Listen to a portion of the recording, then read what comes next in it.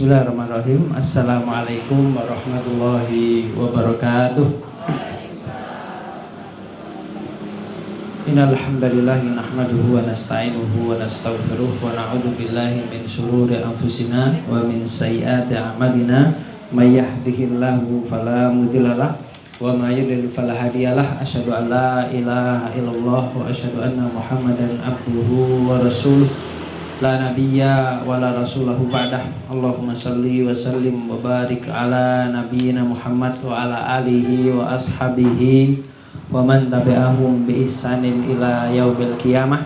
Qala Allah ta'ala fi kitabil karim, ya ayyuhalladzina amanu taqullaha haqqa tuqatih wa la tamutunna illa wa antum muslimun. Wa qala Rasulullah sallallahu alaihi wasallam, ittaqillaha haitsu ma kunta wa atbi'i sayyi'atal hasanata tamhuha wa khaliqin nasa bi khuluqin hasan. Yang saya hormati Bapak Dr. Arif selaku pemilik tempat ini dan juga penyelenggara kegiatan pada siang hari kali ini. Yang saya hormati Bapak Ibu yang hadir di tempat ini dengan insya Allah karena kesadaran ingin mencari ilmu, dan juga yang saya hormati tanpa bisa menyebutkan nama masing-masing, ya semoga para hadirin semuanya selalu diberikan rahmat Allah Subhanahu wa taala. Jamaah sekalian, bapak-bapak, ibu-ibu rahimani wa rahimakumullah. Alhamdulillah, puji syukur kita kepada Allah Subhanahu wa taala atas limpahan rahmatnya pada kita pada siang pagi menjelang siang di tanggal pinten gini 8 apa 7? 8 nggih. Tanggal 8, tanggal 6 tadi semangat nggih, tanggal 8. Nek tanggal tua mangke rati meleret nggih. Tanggal 8 bulan Januari 2026. Yang ini memang sebuah pertanda, dimana tadi disebutkan oleh Dr. Arif, umur manusia itu bertambah, tapi jatah hidup manusia itu semakin berkurang.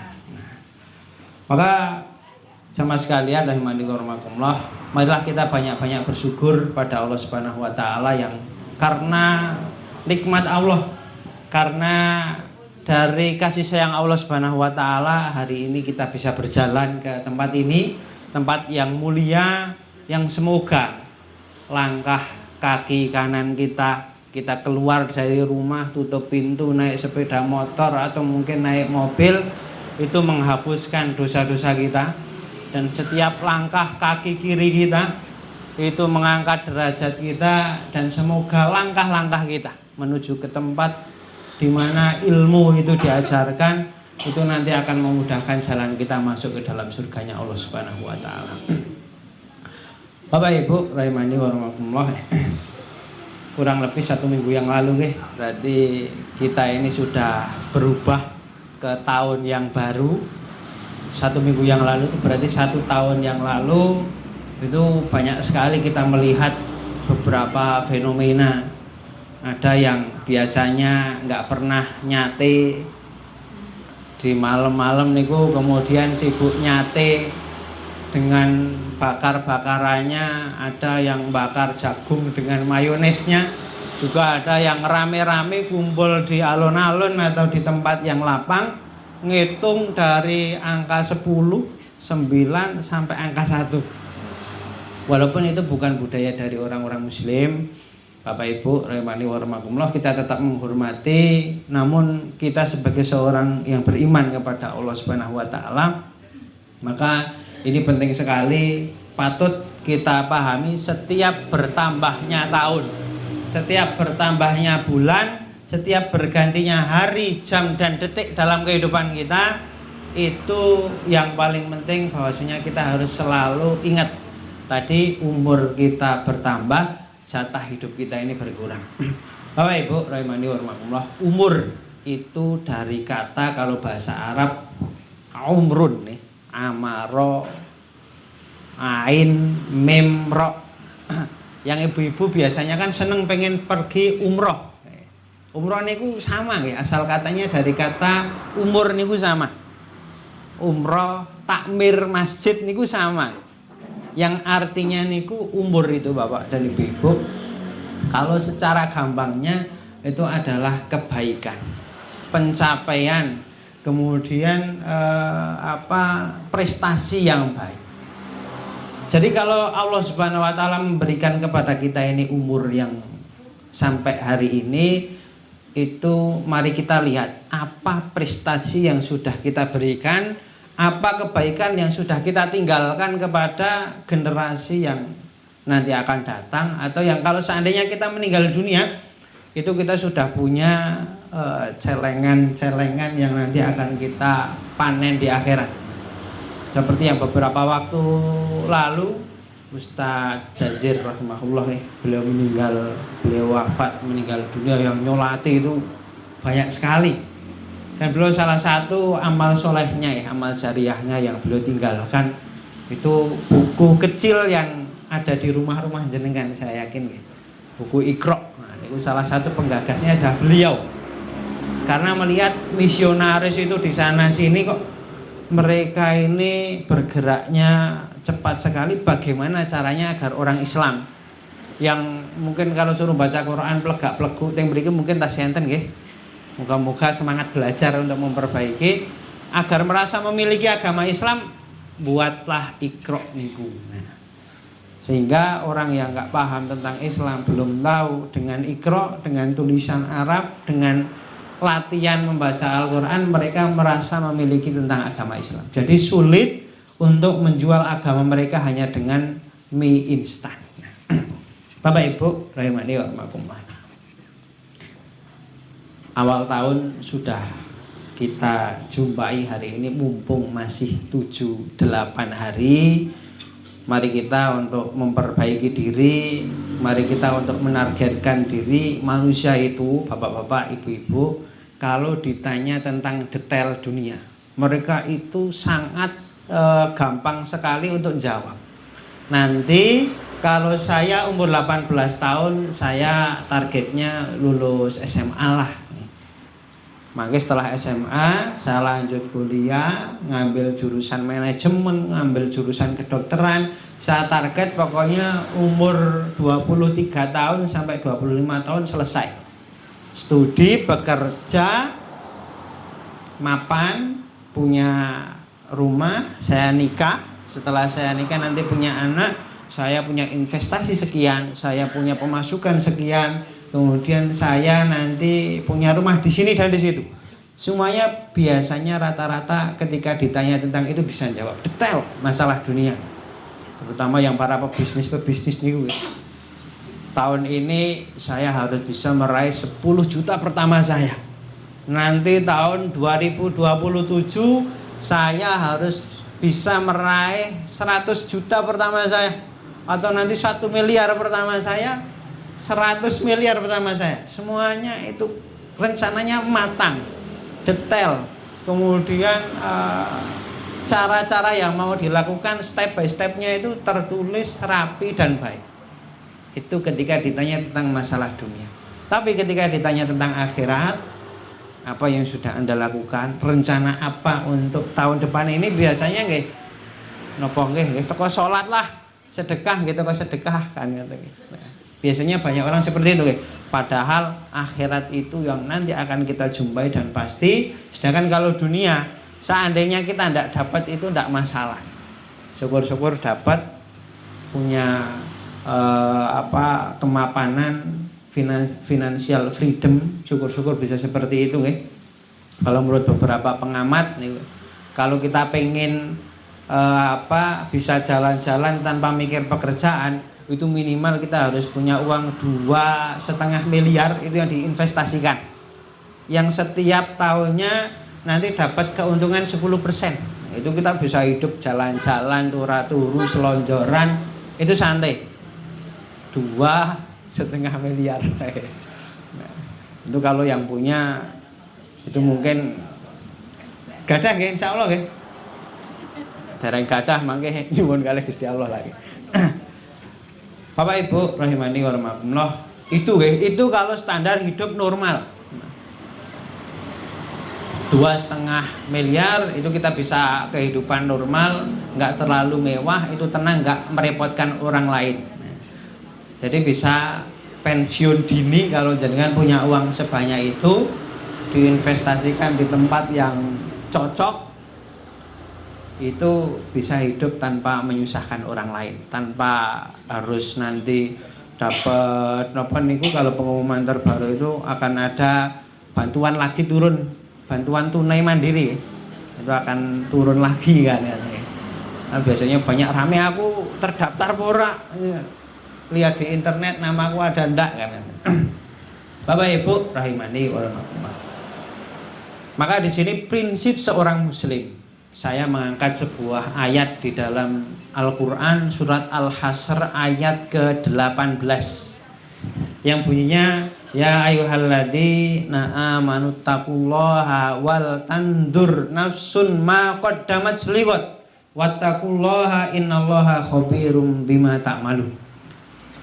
Ini prinsip seorang muslim yang harus kita miliki, bapak-bapak dan ibu sekalian, dimana kalau orang lain mungkin merencanakan dunia begitu matangnya, begitu detailnya, begitu matangnya, semuanya itu baik, maka sebagai seorang muslim, ini pesan Allah Subhanahu wa Ta'ala saya angkat berkaitan karena awal tahun ini Allah Subhanahu wa Ta'ala mengatakan ya ayyuhalladzina amanu, wahai orang-orang yang beriman.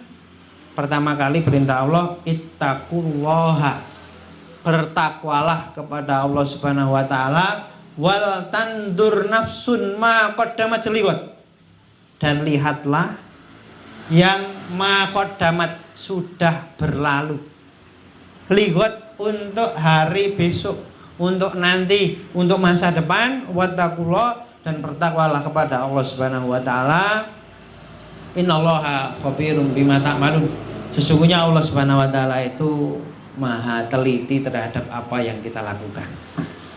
Kita akan ulas bersama-sama para jamaah sekalian rahimani wa rahmakumullah, umbahatul mukminin. Saya mengatakan umbahat karena memang di sini saya yakin semuanya di atas saya umurnya. Saya ini masih 26 tahun. Kalau jenengan mungkin 62 tahun. Kebalikannya saya. Saya ini masih bocil. Kalau dibandingkan jenengan jaraknya jauh lah. Jadi di sini Bapak Ibu, ya ayyuhalladzina amanu taqullah. Pertama perintah Allah Subhanahu wa Ta'ala berkaitan awal tahun ini, mari kita bertakwa kepada Allah Subhanahu wa Ta'ala. Kenapa takwa, Bapak Ibu? Al-Quran itu isinya yang 6.000 sekian jumlah ayatnya, 114 suratnya itu, kalau diambil intisarinya itu cuma satu. Kalau seandainya di peres tenan itu hanya satu, isinya tentang apa? Takwa. Kenapa setiap waktu khotib Jumat itu naik mimbar itu wajib harus menyampaikan tentang apa? Takwa. Karena takwa itu Bapak Ibu secara arti umumnya itu adalah menjauhi larangan Allah dan juga melaksanakan perintah Allah Subhanahu wa Ta'ala. Gampang gampil saja. Jadi tinggal menjauhi larangan Allah dan melaksanakan perintahnya, itu orang bertakwa. Namun Bapak Ibu, di sini takwa itu para ulama membagi ke dalam beberapa tingkat. Darajatut takwa khamsatun. Jadi derajat-derajat orang bertakwa itu ada 5.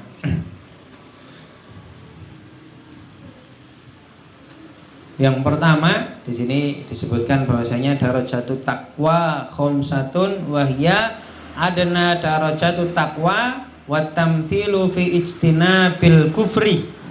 Yang pertama Bapak Ibu, takwa kelas di bawahnya PAUD. Itu adalah apa?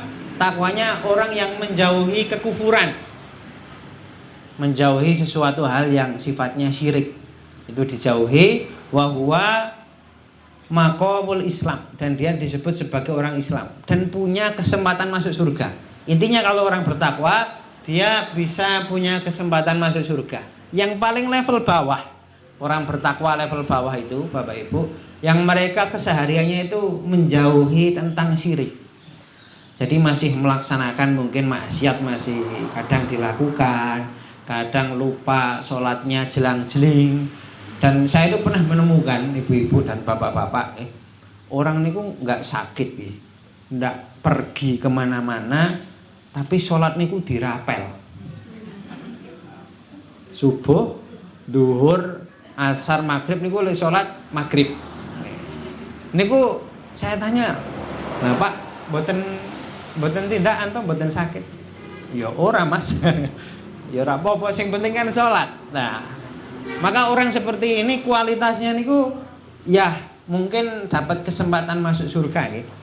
Karena tetap sholat, tetap mengakui adanya Allah Subhanahu wa taala, tetap syahadat, tapi memang kualitas ibadahnya yang wajib kadang keteteran, yang maksiat itu masih banyak dilakukan. Berkaitan tentang keyakinan ini juga banyak orang itu salah terutama tentang keyakinan khurafat. Orang sakit lama nggak sembuh-sembuh, niku napa ken pados ayam hitam.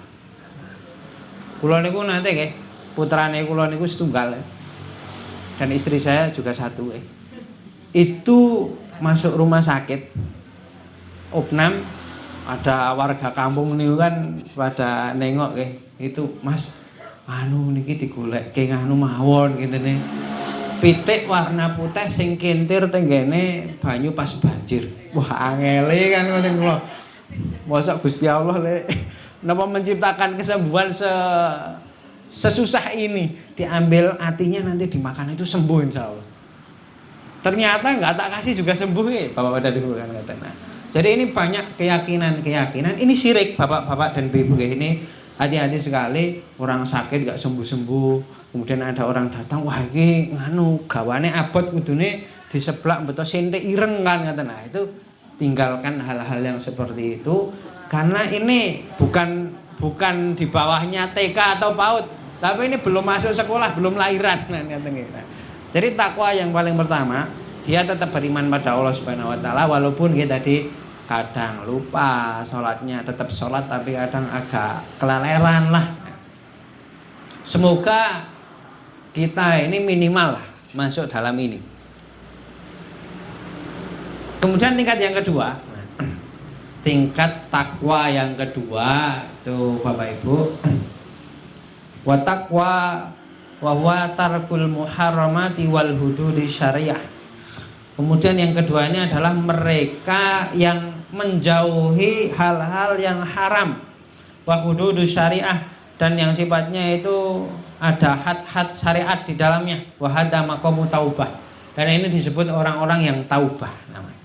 Adalah mereka yang kesehariannya niku menjauhi hal-hal yang haram. Daripada saya blonjo mangke ndak namimah atau mungkin nanti gibah tetangganya, saya tak mendel mawon. Tak nek blonjo ming meneng wae ngeki duit nanti langsung pulang kan ngaten nggih. Jadi orang-orang yang menjauhi hal-hal yang haram, daripada zina, daripada berbuat maksiat, daripada apa, saya tak melakukan hal-hal yang lain saja. Jadi menjauhi hal-hal yang haram. Kemudian yang selanjutnya takwa yang ketiga itu adalah wahwa tarkus subuhat. Mereka orang-orang yang meninggalkan hal-hal yang subhat. Wahwa maqamul warok, dan mereka itu disebut sebagai orang-orang yang warok. Meninggalkan yang subhat disebut sebagai orang warok. Contoh subhat itu Bapak Ibu, misalkan jenengan jalan-jalan, kemudian pas jalan-jalan itu nemu uang 100.000, nggih sinten nggih, pados ngalor itu tidak ada orang. Ini kan uang subhat, uang 100.000, dibilang halal juga tidak, dibilang haram ini juga enggak. Jadi ini yang namanya subhat. Maka orang-orang yang level takwanya itu nomor 3, maka dia itu meninggalkan hal ini, nggak diambil. Oh ini bukan rezeki saya, bukan pas nemu, wah alhamdulillah rezeki ya boten nggih. Karena ini bukan milik saya, bukan dengan cara saya jualan atau dengan cara saya melakukan jual beli atau kerja kan enggak. Nah, ini bukan milik saya tinggalkan. Atau juga biasanya itu kalau rame itu Bapak Ibu menjelang pemilihan pilpres atau nopo nih, ada yang serangan subuh. Nah, serangan subuh itu kan bagi kelas-kelas mungkin orang yang di desa. Tapi kalau ustadz kabir, ustadz gede, itu biasanya salam templek kandel Bapak Ibu. 10 juta, 20 juta. Alhamdulillah saya tidak pernah nggih. Saya cah cilik kan ngoten nggih. 10 juta, 20 juta. Itu dikasih nggih. Pak Ustadz niki saking kula. Kan halal apa mboten nggih? Nah, jadi ini yang disebut subhat Bapak dan Ibu. Walaupun mungkin secara bentuk ngasihnya niku kan dari uang yang kita tidak tahu, entah ngambil dari uangnya sendiri atau yang seperti apa. Ini kan, tapi kalau para ulama mereka sangat berhati-hati sekali. Ini subhat. Jadi nggak akan mereka pakai, mereka akan lempar kepada siapa? Fakir miskin akan mereka berikan. Karena apa? Ada tujuan di balik itu kan. Nanti nek kepilih ditambahi malih, nanti nek mboten kepilih wah jebule tungane rahmandi ustadz kan. Jadi Bapak Ibu rahimani wa rahimakumullah, orang yang level takwanya nomor 3, mereka akan berusaha menjauhi barang-barang yang subhat. Bukan yang haram lagi, ya haram sudah jelas ditinggalkan. Riba niku jelas gak main kan ngeten iki. Utang teng bank, kemudian enten bungane, nek teng bank mboten enten bungane ndak apa-apa ya. Utang setahun, 2 tahun tetap jumlahnya sama, telat gak ada denda, itu bagus. Utang teng ngoten niku ndak apa-apa.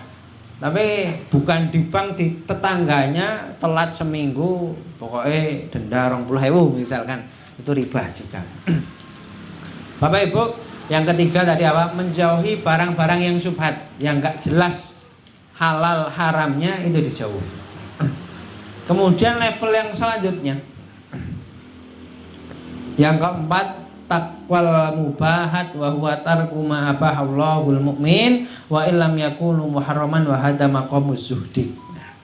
Kemudian yang keempat, ini saya yakin agak sulit ya. Yang ketiga saja sulit, subhat itu ditinggalkan. Yang keempat itu adalah apa? Meninggalkan barang-barang yang mubah. Nonton TV niku mubah Bapak dan Ibu. Jalan-jalan niku mubah. Kemudian makan niku nggih ada kalanya wajib, ada kalanya mubah.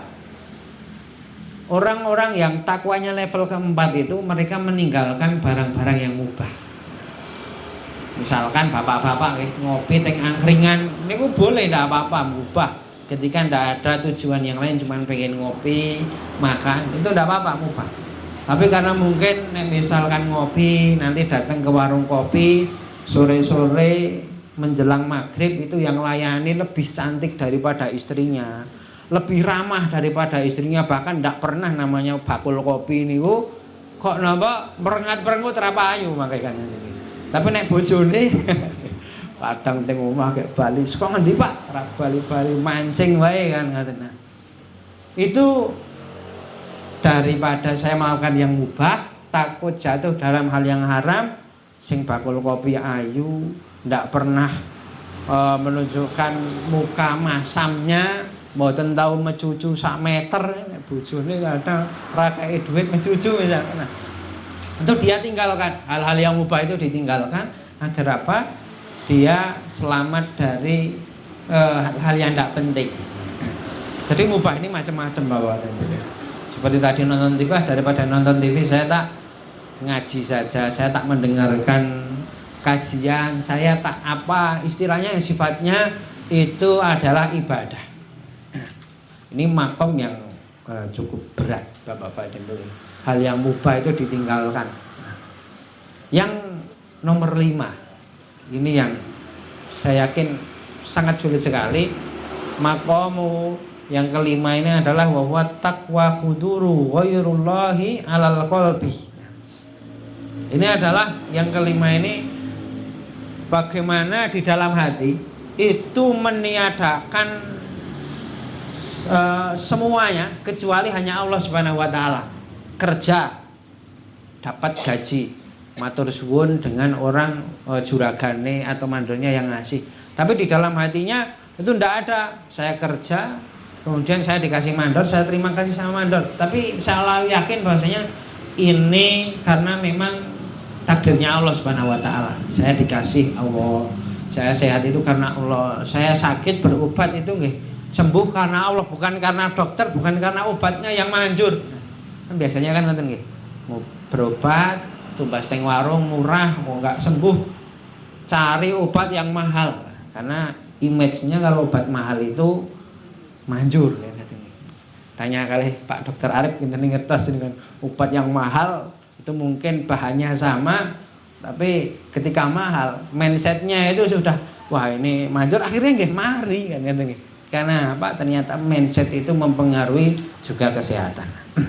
Bapak Ibu rahimani wa rahimakumullah. Ya ayyuhalladzina amanu taqullah. Tadi orang-orang yang bertakwa kepada Allah Subhanahu wa taala itu kita harus masuk di antara 5 ini. Syukur-syukur yang nomor 5 kalau bisa. Itu hidupnya itu sudah tidak ada beban kalau orang nomor 5 itu. Meh dibenci orang yo, monggo silahkan, yang penting Allah itu enggak benci pada saya. Meh punya kerjaan, tidak punya kerjaan ya terserah, Allah itu akan menghidupi saya. Nah, jadi orang-orang yang seperti ini tuh tidak takut sama apa-apa, tidak takut dikucilkan, nggak takut nanti kalau ngomong kebenaran ternyata bakal dipersekusi, dipenjara, dibenci, itu tidak ada. Jadi Bapak Ibu, yang pertama ini adalah berkaitan tentang takwa. Perintah Allah, bertakwalah kepada Allah Subhanahu wa taala, wal tandur nafsud. Agar kita ini punya prinsip yang baik di masa depan tahun 2026 ini, maka Allah Subhanahu wa taala memerintahkan wal tandur nafsud. Wahai kaum muslimin, orang-orang mukmin, kalian lihatlah diri kalian. Suruh nopo? Introspeksi diri. Imam Hasan Al-Basri, beliau seorang tabi'in, beliau itu setiap hari, setiap malam ketika beliau mau tidur dan ketika beliau bangun di waktu malam harinya itu menangis. Dan nangisnya itu bukan hanya nangis biasa, beliau mengatakan, bahkan murid-muridnya itu menjelaskan, nangisnya Hasan Al-Basri rahimahullah itu seperti seorang ibu yang dia menyayangi anaknya, nunggu hamil itu lama sampai 10 tahun, kemudian lahir anak satu-satunya, baru 1 tahun lagi lucu-lucunya, imut-imutnya, gemesi, tiba-tiba oleh Allah Subhanahu wa taala diambil anaknya. Betapa rasa sedih dan kehilangan. Imam Hasan Al-Basri setiap malam itu bapak-bapak dan ibu nangisnya seperti seorang ibu yang kehilangan anak satu-satunya. Menyesali nopo? Hari yang sudah berlalu, merasa amal soleh saya itu kurang berkualitas, amal soleh saya itu kurang banyak, amal soleh saya itu kayaknya kurang greget, dan saya merasa masih banyak hal-hal yang mubah yang saya lakukan.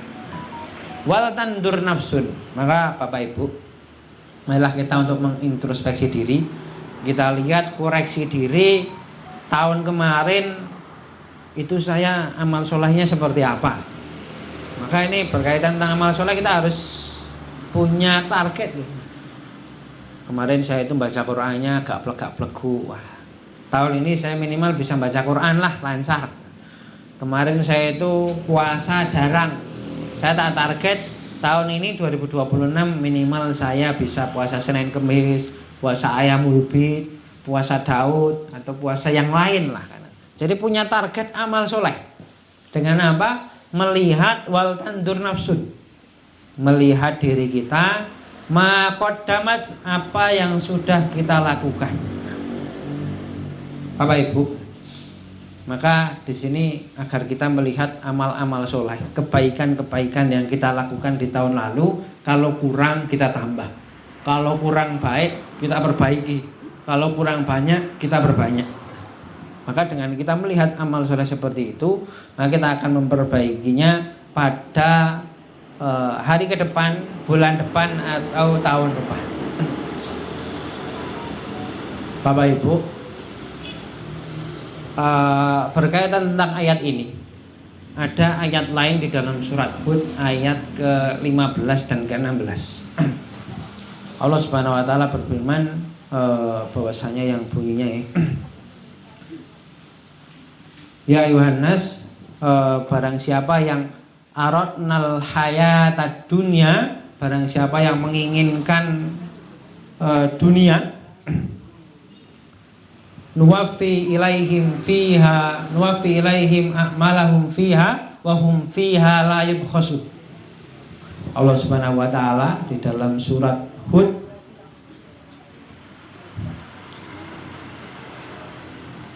ayat ke 15.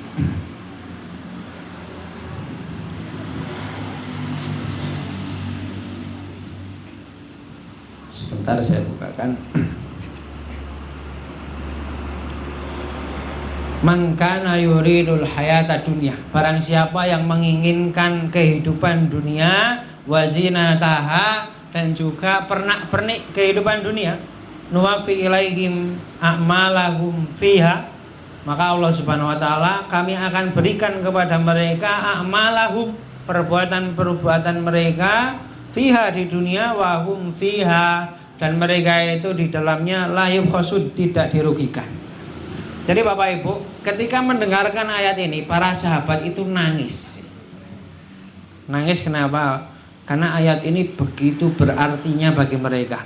Barang siapa yang melakukan amal soleh, kalau bahasa saya biar gampang dimengerti, barang siapa yang melakukan amal soleh, niatnya untuk hayatad dunia, untuk kenikmatan dunia. Saya sedekah, saya sholat duha, agar apa? Bisnis saya lancar. Saya sedekah biar sakit yang saya derita ini sembuh. Saya umroh agar apa? Nanti saya diberikan keturunan oleh Allah Subhanahu wa taala. Nuwaffi ilaihim fiha. Allah Subhanahu wa taala mengatakan, saya akan berikan sesuai dengan keinginan-keinginan itu tanpa ngurangi sedikit pun. Tak kasih semuanya. Para sahabat itu menangis Bapak dan Ibu ketika mendengarkan ayat ini, karena di ayat selanjutnya ulaikal ladzi laisa lahum fil akhirati ilan nar. Mereka adalah orang-orang yang ketika di dunia diberikan kenikmatan-kenikmatan itu, mereka beramal soleh karena alasan dunia, dan nanti di akhirat mereka itu nggak punya apa-apa kecuali tinggal mereka ilan nar, dimasukkan ke dalam neraka. Ketika timbangan dihadirkan, ya Allah, dulu saya itu banyak sedekah. Loh, kan kamu sedekah dulu untuk rezekinya lancar, dulu untuk agar bisnismu itu sukses, sudah saya beri, sudah habis ketika itu juga, dan habis amal solehnya tinggal nanti di akhirat masuk dalam neraka. Jadi Bapak Ibu, sahabat itu menangis ketika mendengarkan ayat ini. Kenapa? Mereka takut jangan-jangan amal soleh yang saya lakukan itu nuansanya nuansa dunia, rasanya itu cita rasa dunia. Sholat tahajud biar anaknya itu sukses, lancar kerjanya. Hati-hati Bapak dan Ibu. Karena apa? Allah itu sangat membenci sekali orang-orang yang mereka itu amal soleh, melakukan kebaikan, melakukan sesuatu yang berpahala, tapi niatnya untuk dunia. Masih mending orang melakukan dunia untuk dunia, tapi melakukan akhirat, nuansanya itu niatnya untuk dunia, agar sakitnya sembuh, agar anunya dipermudah, agar bisnisnya lancar, agar dapat jodohnya mudah. Jadi Bapak Ibu rahimani wa rahimakumullah, takutnya kalau seandainya kita mengharapkan itu, nanti di akhirat Allah itu sudah berikan semuanya di dunia, dan di akhirat kita itu tidak punya apa-apa, habis. Maka di sini penting sekali bahwasanya kita beramal soleh itu murni niatnya untuk akhirat kita, murni kita memang cari ridho Allah Subhanahu wa taala. Kalau orang carinya ridho Allah, Bapak Ibu, akhirat itu harganya tak terbatas, tidak bisa dihargai dengan nilai dunia. Kalau dunia itu propertinya itu murah, kecil, kesehatan, uang berapa miliar, uang berapa triliun, Allah itu maha mampu.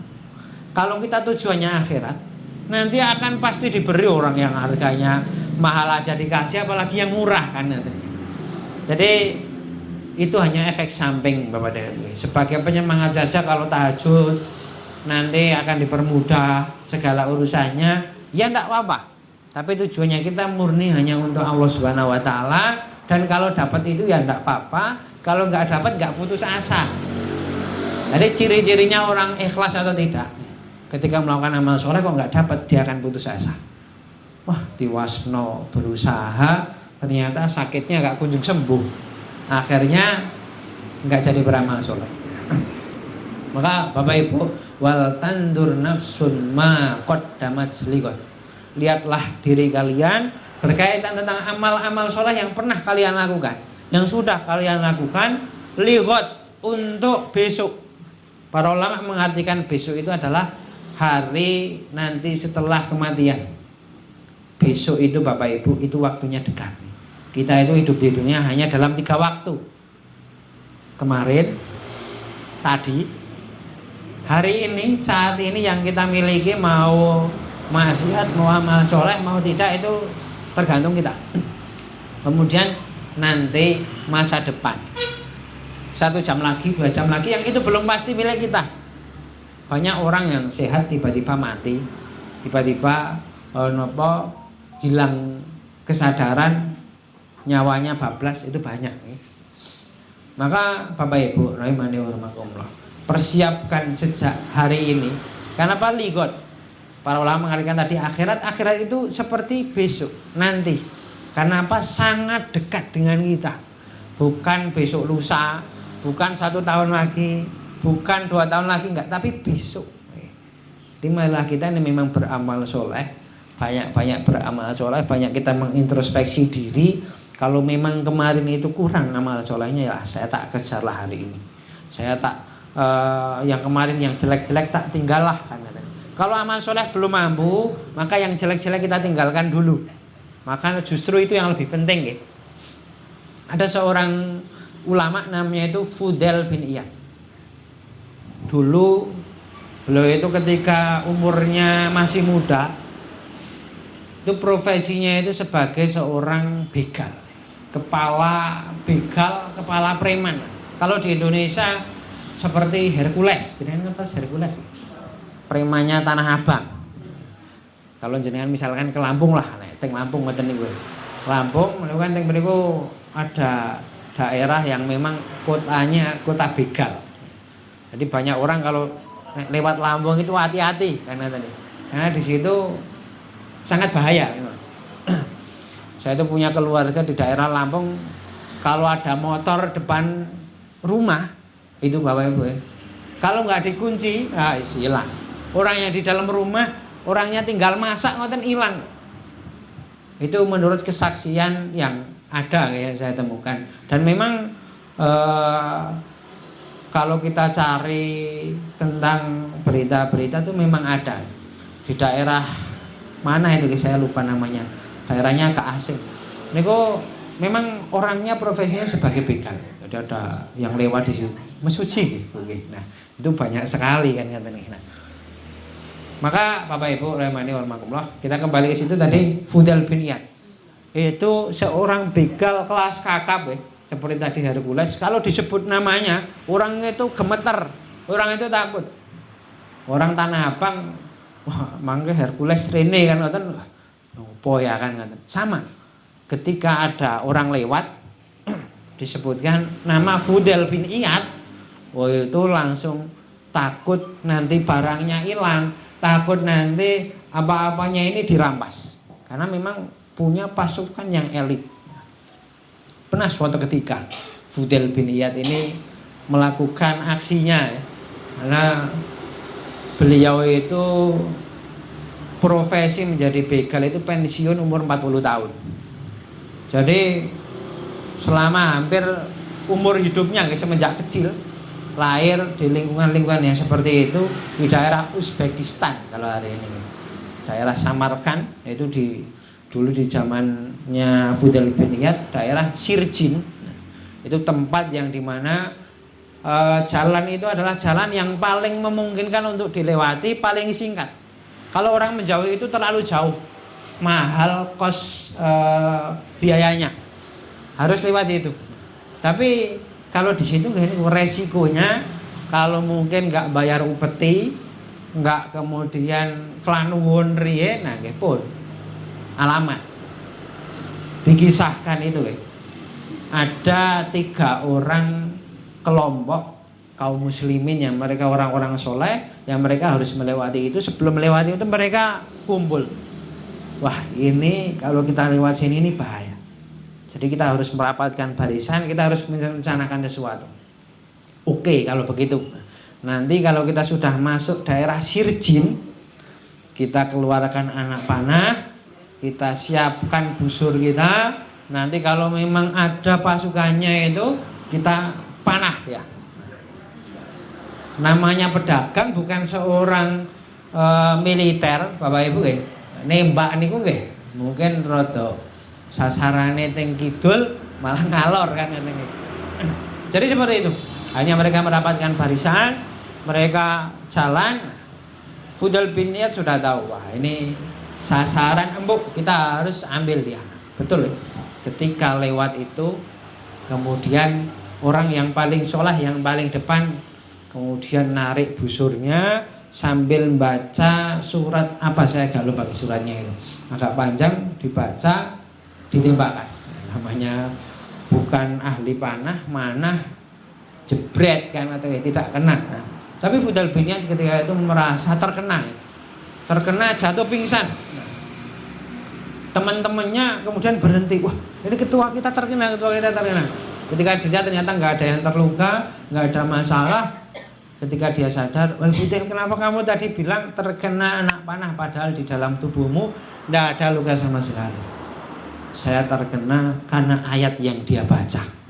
Jadi yang intinya kurang lebih, apakah belum datang peringatan Allah Subhanahu wa taala kepada kamu tentang apa? Tentang keimanan, di mana kamu itu masih terus beramal kejahatan dan amal kemungkaran. Fudal bin Iyad ketika itu merasa terkena panah dari ayat tadi, akhirnya dia itu mikir, selama 40 tahun saya itu banyak melakukan dosa, saya itu banyak melakukan maksiat. Kayaknya sepertinya ini saatnya saya meninggalkan profesi saya. Saatnya saya ini tobat. Saatnya saya ini memperbaiki diri saya. Akhirnya Fudal bin Iyad, singkat cerita, beliau memutuskan meninggalkan semua yang dia lakukan zaman dulu. Dia kembalikan semua barang-barang curian, semua barang rampasan, tanah yang dia rampas, kemaksiatan yang dia lakukan, dia tinggalkan semuanya.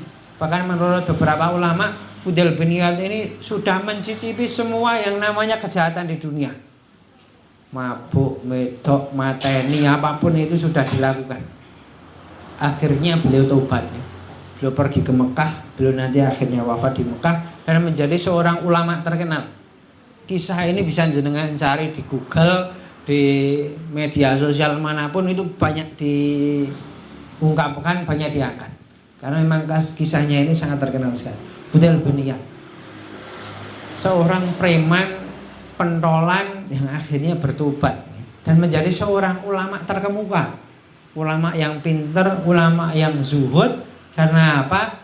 Dia melihat masa lalunya, dia introspeksi diri agar nanti kedepannya saya itu minimal meninggal dalam kondisi yang baik, menutup mata dalam kondisi yang banyak saya meninggalkan kebaikan-kebaikan. Bapak Ibu, para hadirin rahimani wa rahimakumullah. Semoga kisah dari Fudal bin Iyad ini bisa menginspirasi kita semuanya. Memang kalau dibandingkan dengan kita, saya yakinlah jelekan beliau. Kalau kita ini mungkin dosa atau maksiatnya enggak sampai separah beliau lah. Tapi ternyata beliau umur yang sudah tidak belia, umur 50-an tahun lah, beliau pindah, beliau hijrah, akhirnya beliau menjadi orang yang baik, menjadi seorang ulama, menjadi orang yang pintar juga kan, bermanfaat bagi banyak orang. Maka kita yang hakikatnya tidak terlalu banyak dosanya, tidak terlalu maksiatnya itu ngeri-ngeri amat lah, karena maka kita sungguh harusnya lebih baik lagi, untuk memperbaiki masa depan kita. Ma qaddamat liwat wattaqullah, dan bertakwalah kepada Allah Subhanahu wa taala. Innallaha khabirum bima ya'malun. Jadi Bapak Ibu, takwa diulang 2 kali. Bertakwa, ya ayyuhalladzina amanu taqullaha wal tanzur nafsun ma qaddamat liwat wattaqullah. Dan kembali Allah memerintahkan, dan bertakwalah kepada Allah, innallaha khabirum bima ta'malun.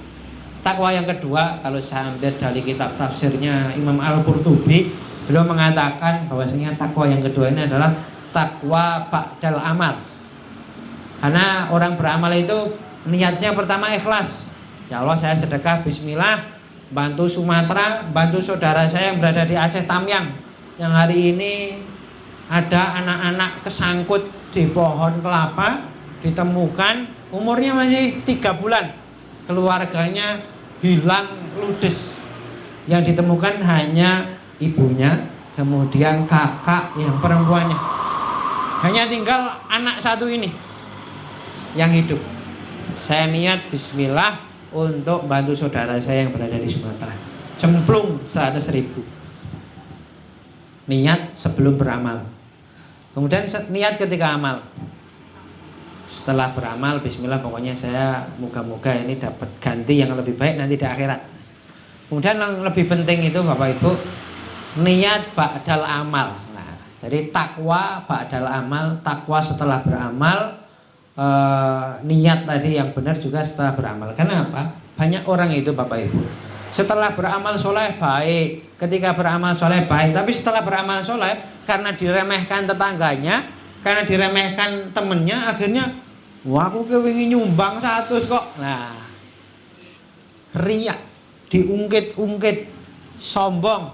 Aslinya udah baik karena tadi sudah dipendem, tapi karena mungkin ada tetangganya, oh jan uang kok ya beli temen yo kan, akhirnya ngomong, saya itu kemarin bantu bangun masjid tuh 50 juta, saya jual emas saya 1 kilo. Akhirnya ngungkit. Nah, maka di sini penting sekali Bapak Ibu, setelah kita merencanakan amal-amal soleh kita sudah mengintrospeksi diri kita, sudah oh yang jelek saya nanti akan tinggalkan, yang kurang baik saya perbaiki, saya rencanakan, saya minimal harus ini. Sudah detail, kita melaksanakan perintah Allah. Jangan lupa setelah kalian beramal, jaga agar dapat tetap niatnya itu takwanya kepada Allah Subhanahu wa taala, mengharap ridha Allah Subhanahu wa taala, bukan karena sakit hati dengan tetangga, bukan karena ingin diperhatikan tetangga, bukan karena atau mungkin keluarga atau siapapun itu. Yang intinya manusia yang itu kita cari ridhonya. Karena manusia itu Bapak Ibu, hidup kita saya sampaikan bukan untuk membahagiakan manusia yang lain. Kita ini bukan penghibur. Kita ini mencari ridha Allah Subhanahu wa taala. Kalau memang ada orang nggak suka, selama kita ini benar melakukan kebenaran, tidak masalah. Karena Nabi pun ada yang nggak suka kok. Bahkan Nabi pun dilempari bahwa Nabi dijamin masuk surga, wahyunya datang, mukjizatnya ada. Karena tadi Nabi Musa nih gue bisa belah laut, kaumnya nih gue protes mawon, itu juga banyak karena tadi. Apalagi kita bukan siapa-siapa, dibenci orang, nggak disukai orang, biasa saja. Ya. Jadi tidak usah khawatir.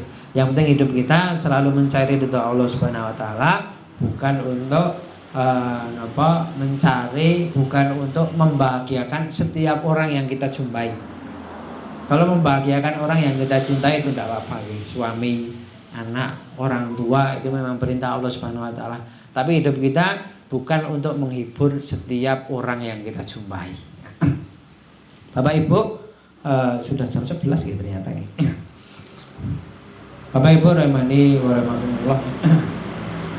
Closing statement saya di jam 11 ini, di hari ini, maka Bapak Ibu semuanya saya sampaikan, jangan kita jadikan dunia itu sebagai tujuan, tapi jadikanlah dunia itu sebagai jembatan menuju kampung halaman. Karena dunia itu tempat kita meninggal, bukan tempat kita itu tinggal. Nah, kalau kita menyadari dunia itu akan kita tinggalkan, ya kita beramal soleh sebanyak-banyaknya, kita punya harta kita gunakan untuk beramal soleh, karena kita menyadari bukan untuk kita tinggal. Kita tinggal itu nanti di kampung akhirat. Jadi marilah kita target dunia itu tidak masalah, tapi yang lebih penting target akhirat, punya goal setting yang baik, punya goal setting yang tinggi, itu lebih baik. Begitu Bapak Ibu rahimani wa rahimakumullah yang bisa kami sampaikan. Semoga beberapa ayat yang kami angkat ini bisa menjadi tadhkirah, bisa menjadi nasihat bagi saya pribadi dan bagi jamaah sekalian. Mungkin ini semoga bisa bermanfaat ya. Ini mungkin sebelum kami akhiri, ada yang mau ditanyakan dari Bapak Ibu? Oke, monggo Bu. Assalamualaikum warahmatullahi wabarakatuh. Waalaikumsalam. Terus kalau umpamanya kita bersedekah tapi terpaksa, kan saya nggak TikTok ya, adanya streamer banyak yang ini ketipu, kan? Oke.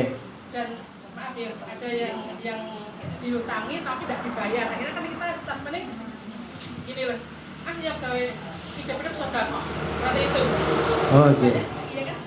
Itu maksudnya kemana hukumnya? Terima kasih. Banyak kejadian seperti itu, Ge. Biasanya para pedagang nikulah yang sering diutangi barangnya diambil dulu, ditagih nggak bayar-bayar karena frustasi lenagih niku akhirnya wis lah diikhlaske hitung-hitung sedekah. Jadi sedekah karena terpaksa kata istilahnya. Ini saya sampaikan itu lebih baik daripada nggak sedekah. Karena meringankan beban, meringankan tanggungan orang muslim, orang mukmin, itu juga termasuk sedekah. Walaupun dengan keterpaksaan ya, itu tidak apa-apa. Itu tetap berpahala secara secara hadis nabinya itu tidak apa-apa. Kenapa? Meringankan kesusahan, kemudian juga tadi ada nilainya sedekah juga, itu tidak apa-apa. Daripada tidak sedekah sama sekali. Tapi kan artinya belum ikhlas loh. Nggih. Terkadang memang kita itu perlu dipaksa masuk surga, Bapak. Jadi perlu dipaksa ngoten niku. Tidak apa-apa. Syukur-syukur bisa ikhlas legowo itu lebih bagus. Tapi kalau memang belum, tidak apa-apa, nanti belajar sambil berjalan diikhlaskan, itu tidak apa-apa. Kadang yang berutang ini hidupnya lebih lifestyle. Nggih.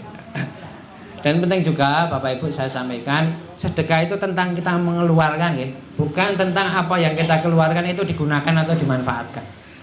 Misalkan kita sedekah untuk saudara kita yang berada di Aceh, ada berita ternyata donasinya itu diselewengkan, itu urusan sana. Jadi kita dapat pahalanya, kalau dia itu dapat dosanya, nanti tanggungannya di akhirat. Jadi sedekah itu tentang kita yang mengeluarkan, bukan tentang apa yang kita keluarkan itu dimanfaatkan untuk apa. Jadi kita akan mudah ikhlas kalau seperti itu. Mau orangnya buat foya-foya, mau orangnya utangnya akeh ning kok mung gonta-ganti mobil, perhiasannya, kalunge ngasih bungkuk-bungkuk kan ngaten misalnya.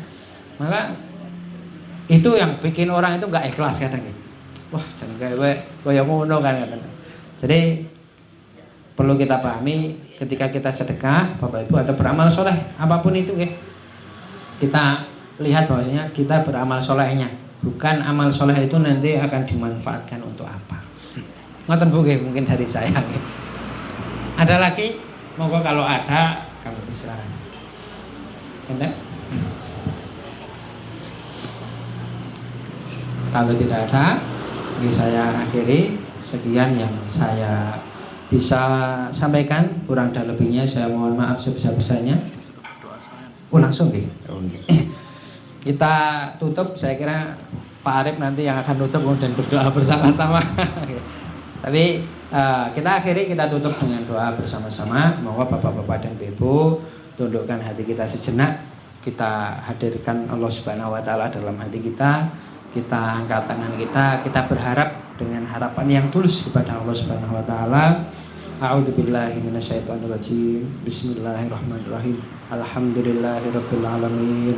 Arrahmanirrahim. Maliki yaumiddin. Iyyaka na'budu wa iyyaka nasta'in. Ihdinas siratal mustaqim. Siratal ladzina an'amta 'alaihim ghairil maghdubi 'alaihim waladdallin. Amin. Allahumma sholli wa sallim wa barik ala nabiyina Muhammad wa ala ali Muhammad kama barakta ala Ibrahim wa ala ali Ibrahim innaka Hamidum Majid. Allahumma ighfir lil muslimin wal muslimat wal mu'minin wal mu'minat al ahya'i minhum wal amwat innaka sami'un qaribun mujibud da'wat ya qadiyal hajah. Rabbana dhalamna anfusana wa illam taghfir lana wa tarhamna lanakunanna minal khasirin. Rabbana ighfir lana wa liwalidayna warhamhuma kama rabbawna shighara. Allahumma izzal islam wal muslimin wa adilla syirka wal musyrikin a'da'aka a'da'ad-din. Allahumma ansur ikhwanal muslimin fi Suriah. Allahumma ansur ikhwanal muslimin fi Gaza. Allahumma ansur ikhwanal muslimina fi Sumatera. Allahumma ansur ikhwanal muslimina fi Indonesia.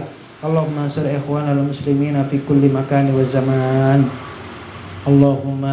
Allahumma ya muqallibal qulub tsabbit qulubana ala dinik wa ya musarrifal qulub sarrif qulubana ala ta'atik. Ya Allah, ya Rahman, ya Rahim, ya Aziz, ya Ghaffar. Ya Allah, kami berharap di tahun 2026 yang masih begitu memulainya, yang masih begitu muda waktunya, ya Allah kami berharap semoga tahun lalu kalau seandainya banyak dosa-dosa kami, kalau seandainya banyak maksiat-maksiat kami yang pernah kami lakukan, ya Allah saya mohon, saya minta kepadamu ya Allah, mohon Engkau ampuni dosa-dosa kami, mohon Engkau ampuni kesalahan-kesalahan kami. Kalau ada seandainya amal ibadah, amal soleh kami ya Allah di tahun lalu yang mungkin belum berkualitas, mungkin masih kurang baik, mungkin masih banyak salahnya ya Allah, saya mohon kepadamu ya Allah, izinkanlah saya di tahun ini untuk banyak beramal soleh,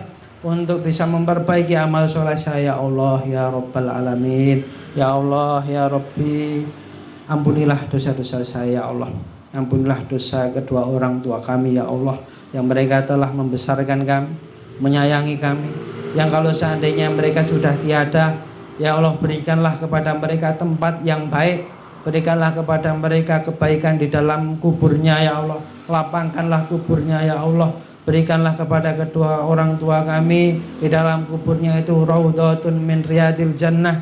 Ya Allah mudahkanlah urusan-urusan kedua orang tua kami ketika mereka sudah tidak ada ya Allah. Ya Allah kalau seandainya orang tua kami masih hidup, ya Allah berikanlah kepada mereka kesehatan, keberkahan di dalam umurnya, keberkahan di dalam rezekinya, dan jadikanlah kami salah satu termasuk daripada ainanun, menjadi sebagai bahwasanya bidadari-bidadari atau yang membahagiakan kedua orang tua kami berada di dunia maupun kelak di akhirat. Rabbana dhalamna anfusana wa illam taghfir lana wa tarhamna lanakunanna minal khasirin.